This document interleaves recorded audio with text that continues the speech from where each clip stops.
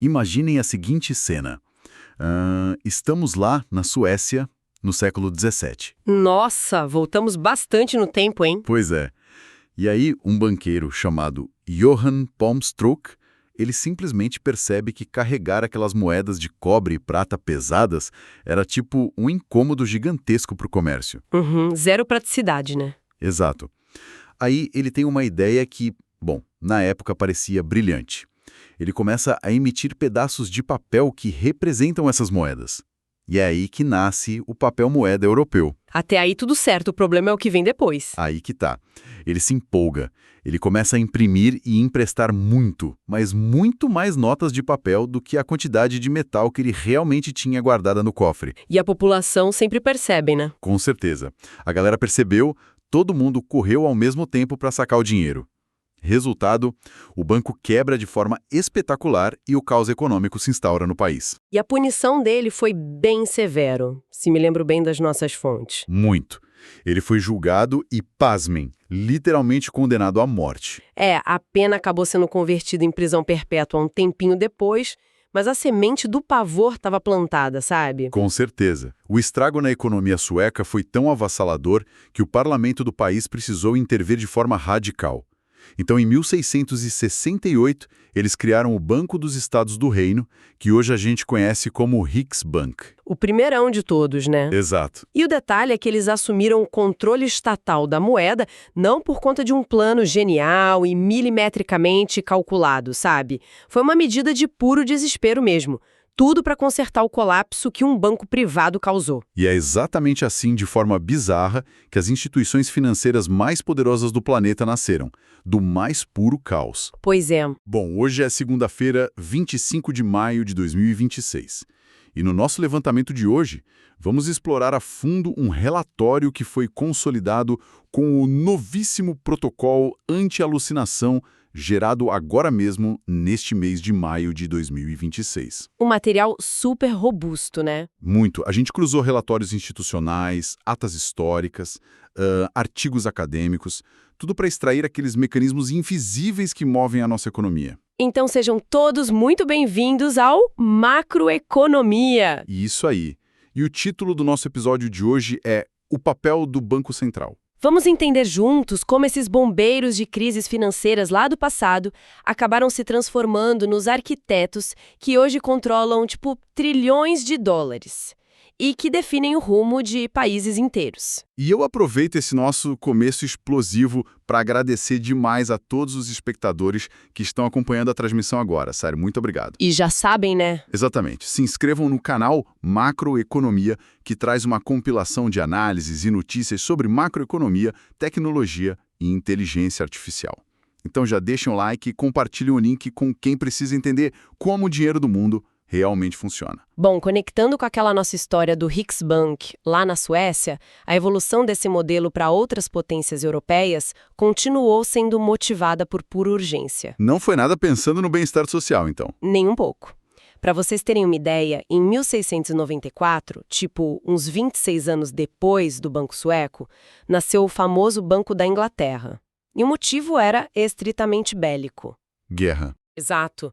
O rei Guilherme III estava atolado no meio da Guerra dos 9 Anos contra a França e, adivinha, estava totalmente sem fundos. Faltou dinheiro para bancar as tropas. Isso. A solução que ele encontrou foi criar o banco justamente para captar dinheiro do setor privado para o esforço militar.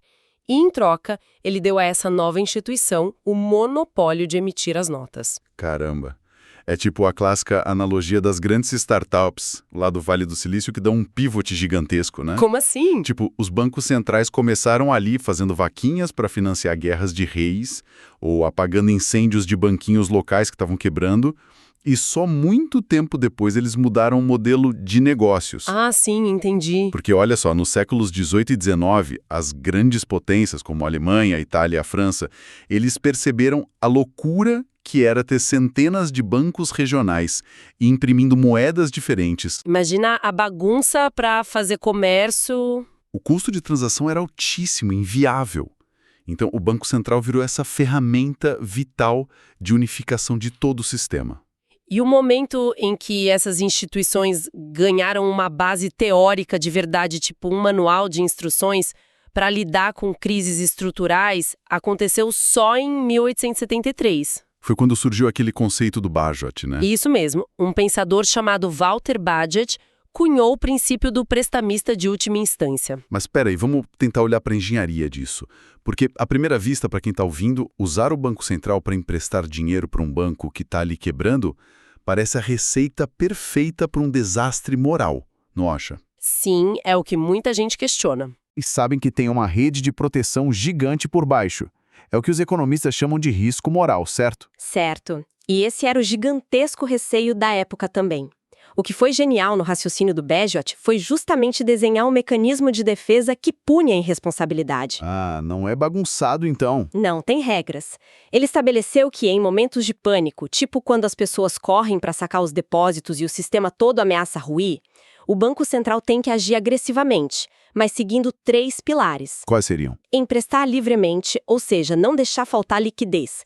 Mas, e aqui está o pulo do gato, a taxas de juros punitivas. E, por último, apenas contra garantias sólidas. Entendi. A lógica, então, é que o Banco Central não está lá para fazer caridade para o banqueiro falido. Zero caridade. Ele injeta o dinheiro só para o banco não falir de uma vez e não arrastar a economia inteira junto naquele efeito dominó que a gente conhece. Mas ao cobrar uma taxa de penalidade que é muito acima da praticada pelo mercado, ele garante que o banqueiro sinta uma dor severa no bolso. Assim, o cara só vai pegar esse empréstimo se for, tipo, situação de vida ou morte mesmo. Perfeito. E a parte das boas garantias significa que, olha, se o banco afundar mesmo com ajuda, pelo menos o Estado fica com ativos reais para tentar cobrir aquele rombo. Muito inteligente. Demais. E o alvo final dessa estratégia nunca foi proteger o acionista do banco. A missão é blindar as indústrias, proteger os trabalhadores e segurar o sistema de pagamentos para evitar um choque sistêmico. E isso acabou se tornando a espinha dorsal de como essas instituições atuam até hoje.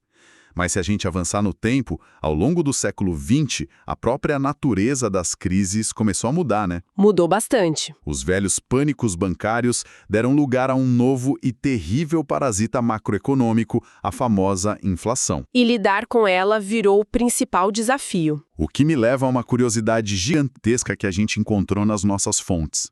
Essa ferramenta moderna que a nossa audiência escuta no noticiário todo santo dia, o tal do regime de metas de inflação, é absurdamente recente. Muito mais recente do que a maioria pensa. A primeira vez que um país usou isso no mundo foi a Nova Zelândia, lá em 1990. É muito perto. É um arranjo muito novo mesmo. O Brasil, por exemplo, adotou o regime um pouco depois, em 1999. Com o IPCA, certo? Oficial.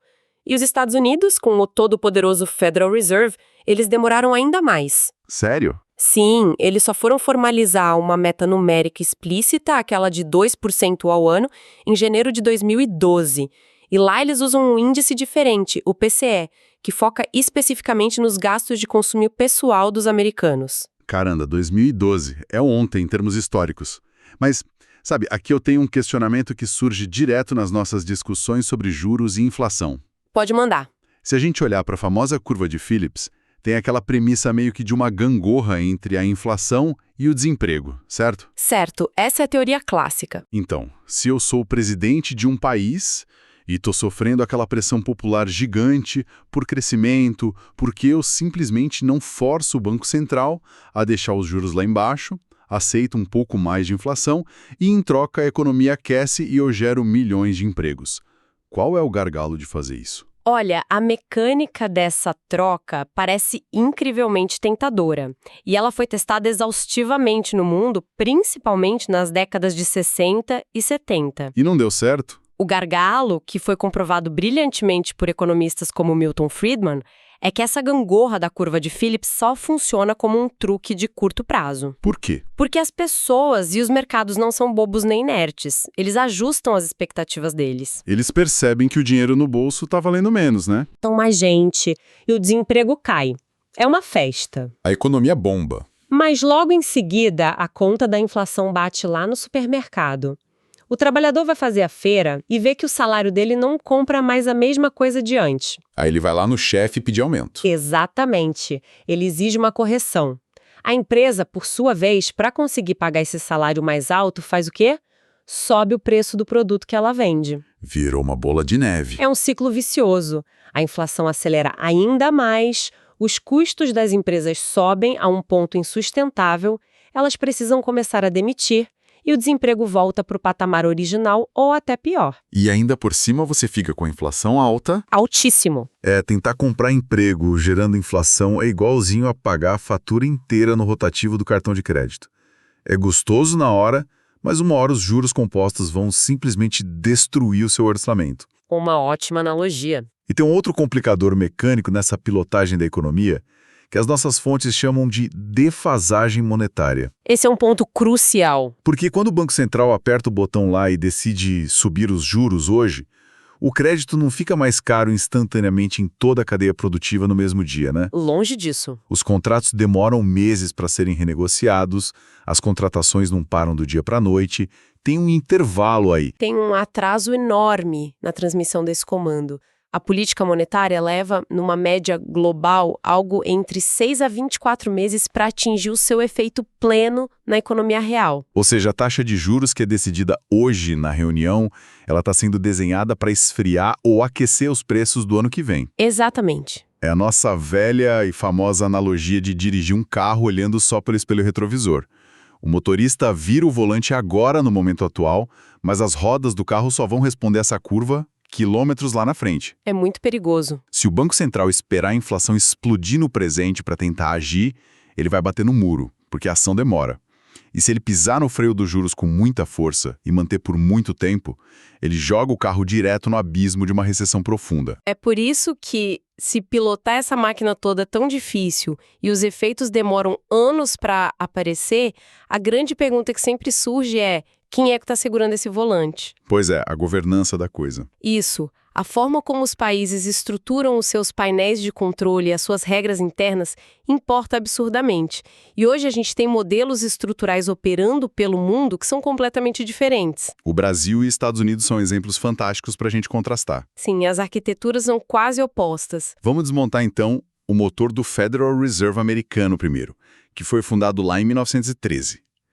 Lendo o material das fontes, fica muito claro que o Fed é um sistema criado com um verdadeiro pavor da centralização de poder. Eles têm muito medo de deixar tudo na mão de um pequeno grupo. Demais. O núcleo deles lá em Washington, que é o Board of Governors, tem 7 membros, mas com mandatos individuais de 14 anos. É muito tempo. E esse mandato longo não é por acaso, viu? Qual a lógica por trás disso? Ele é matematicamente desenhado para ser muito maior do que o ciclo presidencial de 4 anos dos Estados Unidos. Isso garante que nenhum presidente consiga aparelhar todo o conselho de uma vez só durante o seu mandato. Uma blindagem técnica. Além disso, para diluir ainda mais o poder, o sistema conta com 12 bancos regionais totalmente independentes, cobrindo o país inteiro, indo lá de Boston até São Francisco. E sobre a missão principal deles? O comitê que decide os juros, o FOMC, ele não tem aquela mesma missão única de só combater a inflação que a gente vê na maioria dos países? Não mesmo. A lei deles é diferente. E o nível máximo de emprego. É um malabarismo super complexo equilibrar essas duas coisas. E como é o contraste com a nossa casa aqui? Já no Brasil, a estrutura que foi criada a partir de 1964 é de natureza totalmente diferente e, acima de tudo, altamente centralizada lá em Brasília. Tudo no mesmo lugar. Isso. Não temos instâncias regionais com poder de voto autônomo sobre a taxa de juros, e o nosso sistema é dividido em camadas muito claras de hierarquia. Onde primeiro o Conselho Monetário Nacional, o nosso CMN, que tem a forte presença de ministros do governo, é ele quem determina qual vai ser o alvo numérico da inflação. Eles dizem a meta é X. Certo. Mas quem de fato pilota o volante e decide se a nossa taxa Selic vai subir ou descer para atingir esse alvo do CMN é o Copom, que é composto pelo presidente do Banco Central do Brasil e os seus 8 diretores. E o grande divisor de águas aqui no Brasil, que mudou bastante a dinâmica, aconteceu super recentemente, com a Lei Complementar 179 de 2021. A famosa lei que formalizou a autonomia do BCB. Exato. O mecanismo principal que essa lei instalou foi o de mandatos fixos de 4 anos para a diretoria, mas mandatos que não são coincidentes com a eleição presidencial. Como assim, na prática? Na prática, o governante que assume o poder executivo obrigatoriamente vai conviver nos primeiros anos de mandato com o presidente do Banco Central que foi indicado pela gestão anterior. Ah, isso cria um atrito, mas força uma transição mais suave. Instituiu um mandato claríssimo e, diferentemente do Fed, em formato de escada. Uma prioridade número 1. Isso, a prioridade indiscutível do nosso Banco Central é combater a inflação. Apenas de forma secundária, e desde que isso não atrapalhe a estabilidade dos preços, o banco deve buscar estimular o pleno emprego. Então, fazendo um paralelo rápido para quem está ouvindo a gente, o Fed americano, pelo que a gente vê, é estruturado quase como uma rede de franquia, sabe? Uma boa comparação. Os 12 bancos regionais estão lá para servir como um contrapeso gigantesco para garantir que Wall Street não impõe as suas vontades sozinha, lá de Nova York, protegendo o que eles chamam de Main Street, que é o interior industrial e agrícola deles. Perfeito. Já o nosso Banco Central do Brasil funciona muito mais como uma engrenagem de sede corporativa unificada, desenhada para ter uma execução super ágil, padronizada e ditada lá de cima para baixo de Brasília. E essa arquitetura legal, especialmente quando a gente entra no debate sobre tirar o controle direto da taxa de juros das mãos dos políticos eleitos, ela gera uma discussão teórica extremamente profunda. Com certeza. A própria ciência da economia tem estudos que são muito bem consolidados e defendem ambas as direções sobre essa autonomia. E analisando exatamente as evidências empíricas que a gente tem citadas nas fontes de hoje, qual é a mecânica argumentativa do grupo que defende a autonomia total contra a visão daqueles que apontam os riscos e falhas desse modelo? Clássica, que é liderada por grandes nomes como Alesina e Summers, eles demonstram com dados estatísticos que a autonomia legal reduz sim os níveis crônicos de inflação de um país. E qual a lógica? O raciocínio central é que a política monetária precisa ser blindada das chamadas tentações eleitorais. Ah, o sigilo político. Exato. Imagina um governo que está buscando a reeleição. Ele tem um incentivo gigantesco para forçar uma queda artificial dos juros ali no curto prazo, meses antes da votação, só para dar aquela sensação de que a economia está voando. Mas aí a bomba inflacionária estoura no colo do próximo mandato, né? Precisamente. E a autonomia serve como uma trava mecânica contra esse ciclo perverso. Esse é o argumento da blindagem técnica, mas tem também aquela escola de pensamento fortíssima que vê sérios problemas na questão da representatividade dessa decisão, não é? Tem sim, e são críticas muito fundamentadas.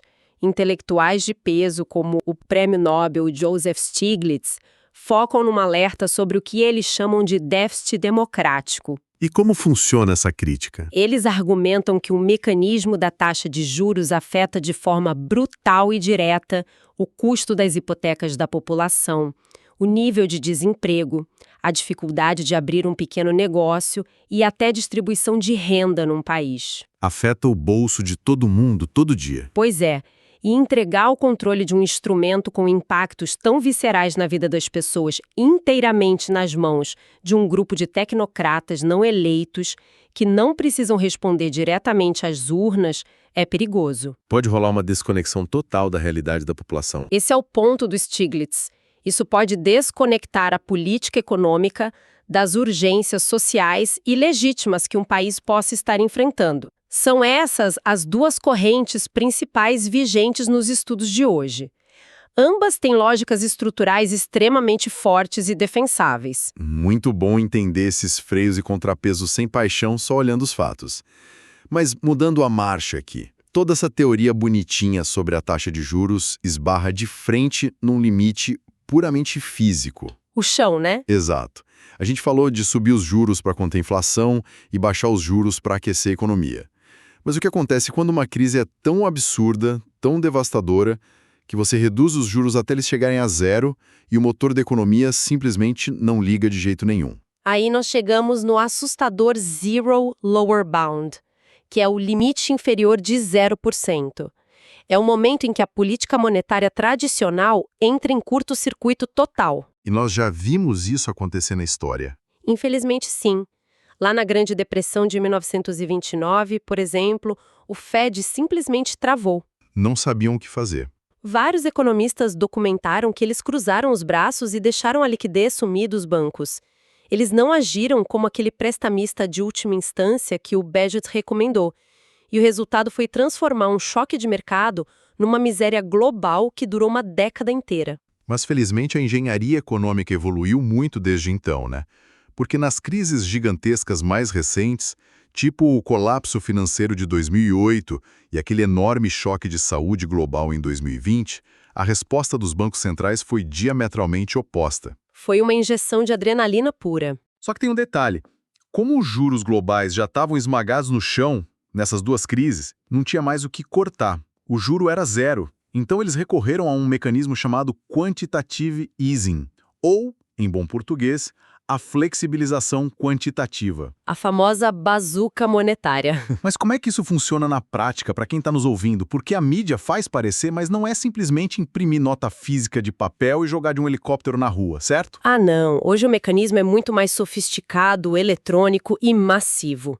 O negócio é o seguinte: o Fed aperta um botão no computador, cria dólares virtuais que antes simplesmente não existiam e usa esse dinheiro novo para entrar pesadíssimo no mercado financeiro. Para fazer o quê? Para comprar trilhões em títulos públicos e privados de longo prazo. E ao comprar esses títulos num volume tão gigantesco, quase infinito, eles jogam o preço de mercado desses ativos lá para cima, o que matematicamente derruba as taxas de juros de longo prazo. E qual o efeito disso na ponta da linha para o investidor comum? O investidor que antes deixava o dinheiro dele super seguro, rendendo confortavelmente num título do governo, de repente passa a ganhar tão pouco que ele é forçado a tirar esse dinheiro de lá se quiser algum retorno. Ele tem que assumir mais risco. Exato. Ele é empurrado a investir no mercado de ações, a financiar a expansão de empresas reais ou a prover liquidez para hipotecas mais baratas para a população. Para você ter uma ideia, o balanço de ativos do Fed explodiu de menos de 1 trilhão para quase 9 trilhões de dólares na esteira dessas últimas crises usando o QE. 9 trilhões. É um número inacreditável. Mas aí que tá o detalhe cruel, né? O Fed tem a gigantesca vantagem de controlar a impressora da moeda de reserva global, que é o dólar. O privilégio exorbitante. Mas e as economias emergentes, como o nosso Brasil? Como é que o nosso Banco Central operou as suas próprias alavancas de emergência nessas crises extremas, já que a gente não tem o luxo de simplesmente imprimir reais sem gerar uma fuga massiva de capitais? Foi preciso muita criatividade e ferramentas cirúrgicas. Em 2008, por exemplo, no auge daquele travamento de crédito global, o Banco Central do Brasil usou o corte dos depósitos compulsórios. Como funciona esse compulsório? Por lei, todo banco comercial é obrigado a manter uma boa parte do dinheiro dos seus clientes presa e guardada lá numa conta no BCB, sem poder usar para emprestar para ninguém. É uma reserva de segurança. Certo. Ao cortar radicalmente essa exigência da noite para o dia, o Banco Central subitamente liberou bilhões de reais de volta para o caixa dos bancos comerciais.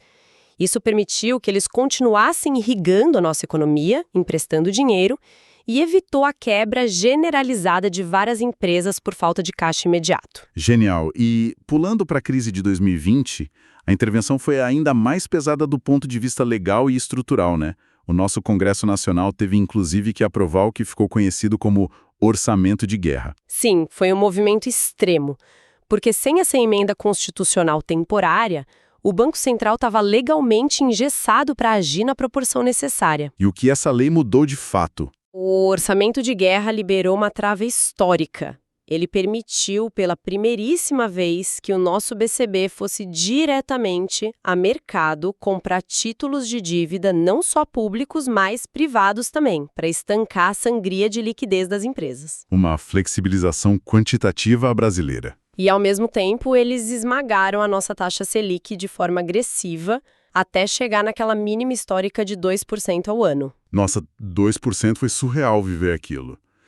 E isso me leva a outro ponto muito interessante que está no relatório sobre essas ferramentas defensivas de países emergentes. A gente vê o privilégio exuberante dos Estados Unidos em contrapartida ao custo astronômico de defesa que o Brasil tem que bancar no mercado cambial. O nosso seguro contra crises, né? Exato. Pelos dados de fechamento de 2024 que as nossas fontes levantaram, o Brasil acumulava quase 330 bilhões de dólares em reservas internacionais. É muito dinheiro parado. É uma montanha de dinheiro lá fora, e isso tem um custo fiscal enorme para o Brasil. Porque o que essas reservas rendem aplicadas em títulos seguros no exterior costuma ser absurdamente menor do que a taxa de juros altíssima que o nosso governo tem que pagar para emitir dívida aqui dentro para se financiar. O mercado financeiro chama isso de custo de carregamento. É caro, sim. Mas essas reservas são o oxigênio do país num momento de ataque especulativo severo. Como um colete à prova de balas. Isso. O Brasil opera num regime de câmbio que chamamos de flutuante administrado, conhecido lá fora como dirty floats ou flutuação suja. E o que isso quer dizer na prática do câmbio? Quer dizer que no dia a dia normal é o mercado que manda. A oferta e a demanda de quem compra e vende é que definem se o nosso dólar sobe ou desce. Mas o Banco Central tem esse arsenal monstruoso de 330 bilhões pronto para intervir se o mercado entrar em pânico irracional. E é aqui que muita gente confunde, porque a pessoa ouve no telejornal assim, o Banco Central fez leilões de linha e contrato swap cambial hoje para conter a alta do dólar. E o pessoal pensa que é bruxaria. Pensa mesmo, porque swap cambial soa quase como feitiçaria financeira. Na prática, nua e crua, o que o Banco Central está fazendo para acalmar o nervosismo do mercado sem queimar as reservas? A mecânica do swap é super engenhosa. Em vez de simplesmente pegar e vender os dólares físicos que estão lá guardados nas reservas e perder esse patrimônio duramente acumulado, o Banco Central vende no mercado financeiro uma promessa. Ele vende um contrato onde ele se compromete a pagar a variação futura daquele dólar. Ele chama a responsabilidade para o peito. Exatamente. Ele vira para os investidores e para as empresas que estão muito endividadas em moeda estrangeira e diz, calma, não precisam entrar em pânico e comprar todos os dólares físicos que tem no mercado agora, elevando o preço para a lua. Fiquem tranquilos que eu, o Estado, assumo o risco dessa variação cambial para vocês. Brilhante. Ao transferir esse risco da flutuação da moeda para o próprio balanço de Estado, o BC tira aquela pressão de compra imediata da frente, a cotação se acalma e o mercado volta a operar racionalmente. E o melhor, na vasta maioria das vezes, o Banco Central consegue acalmar tudo isso e estabilizar a moeda sem precisar gastar um único dólar real da nossa poupança de reservas. É maravilhoso entender essa parte do encanamento técnico do sistema financeiro. Mas, gente, tem um último cenário de estresse extremo relatado nas nossas fontes que precisa ser detalhado hoje, porque ele é basicamente o grande pesadelo de qualquer gestor público ou economista. O chefe final do jogo. É o conceito chamado de dominância fiscal, que foi elaborado academicamente pelos professores Sargent e Wallace. Explica para a nossa audiência qual é o mecanismo fatal por trás disso. A dominância fiscal é, resumidamente, o colapso final e absoluto daquela separação teórica que deveria existir entre a política monetária do Banco Central e a política orçamentária do governo. Como que ela é ativada? O mecanismo fatal funciona assim. Imagine um cenário onde um governo gastou de forma tão descontrolada por tantos anos que ele acumulou uma dívida pública de dimensões colossais, insustentável. E, ao mesmo tempo, os preços começam a subir e a inflação começa a disparar na economia. Bom, a regra de ouro do manual a gente já sabe. Inflação sobe, o Banco Central vai lá e aumenta a taxa de juros básica para esfriar o consumo e segurar os preços, né? Exato. Mas é justamente aí que a armadilha de urso se fecha. Como a dívida daquele governo é gigantesca e grande parte dela costuma ser atrelada diretamente à taxa de juros básica da economia, se o Banco Central elevar os juros para combater a inflação, o valor que o governo precisa pagar apenas de juros dessa dívida explode exponencialmente. Ou seja, o custo da dívida fica impagável de um mês para o outro e subir os juros, porque senão ele mesmo implode as contas do próprio país. Exato. O Banco Central fica refém, as mãos ficam amarradas, o gasto excessivo do governo passa a dominar por completo a política da moeda, por isso o nome, dominância fiscal. E qual o desfecho desse cenário terrível? A consequência drástica final é que o mercado financeiro entra em pânico, para de comprar os títulos de dívida desse governo e a única saída que resta para evitar o calote oficial é o próprio Banco Central ser forçado a emitir dinheiro novo puramente para financiar os buracos do Tesouro. E a gente já sabe o que acontece quando se imprime dinheiro para cobrir rombo do Estado. Invariavelmente, isso ativa o mecanismo mais brutal da economia, a hiperinflação. Esse é documentado nas fontes como o pior cenário possível de colapso de governança. É fascinante e, honestamente, assustador ao mesmo tempo. A gente passou lá da fundação desesperada na Suécia, onde emitir papel gerava pena de morte, aí exploramos a engenharia da curva de Phillips e chegamos aos bastidores das intervenções através de coisas como o quantitative easing e os swaps cambiais. Uma jornada completa. Demais. E isso tudo me deixa com um último pensamento super provocativo para quem está acompanhando a gente. Porque olha só, os bancos centrais evoluíram de lastrear o ouro para emitir o papel impresso moderno. Certo. Depois desse papel impresso, eles pularam para aqueles bilhões de dólares puramente eletrônicos que são movidos nas compras do QE. E hoje, os documentos oficiais das nossas fontes mostram que essas mesmas instituições correm desesperadamente para desenvolver as CBDCs, que são as moedas digitais governamentais, além de testarem exaustivamente novas tecnologias envolvendo criptoativos. É o próximo passo lógico. Pois é. E a minha pergunta final é: será que estamos hoje pisando no limiar de uma digitalização tão, mas tão profunda do dinheiro que isso vai desconstruir de vez aquele monopólio centralizado de poder que a gente viu nascer com tanto suor nos anos 1660? A arquitetura do que a gente entende como dinheiro está prestes a mudar de novo. Fica a reflexão. Uma excelente provocação. O encanamento interno de todo o nosso sistema financeiro está sendo reconstruído e atualizado enquanto nós conversamos aqui, e os impactos reais dessa transição tecnológica vão definir a macroeconomia pelas próximas décadas. Sem sombra de dúvida. E, pessoal, antes de finalizarmos o nosso programa, eu peço a máxima atenção de todos para este aviso fundamental de hoje. Aviso legal. Este conteúdo possui caráter exclusivamente informativo e educacional, compilando dados, projeções e análises de fontes públicas de mercado. O material não expressa viés ideológico e não constitui recomendação de investimento, consultoria financeira, jurídica ou tributária de qualquer natureza. Projeções econômicas e tecnológicas estão sujeitas a revisões frequentes diante de novos dados e fatos de mercado. Da mesma forma, rendimentos passados não garantem retornos futuros. O objetivo deste espaço é introduzir conceitos e estimular o debate acadêmico e profissional. Decisões estratégicas, financeiras ou patrimoniais exigem análises aprofundadas e personalizadas. Portanto, consulte sempre profissionais e especialistas qualificados antes de tomar suas decisões. Perfeito. Recado dado de forma cristalina. Queremos deixar aqui o nosso enorme agradecimento pela atenção, pela paciência e pela excelente companhia de todos vocês durante toda a nossa análise de hoje. Desbravar essas entranhas da economia não é uma tarefa simples, a gente sabe, mas entender as regras do jogo financeiro é essencial para qualquer um de nós. Com certeza. Nós agradecemos demais pela participação e audiência de vocês.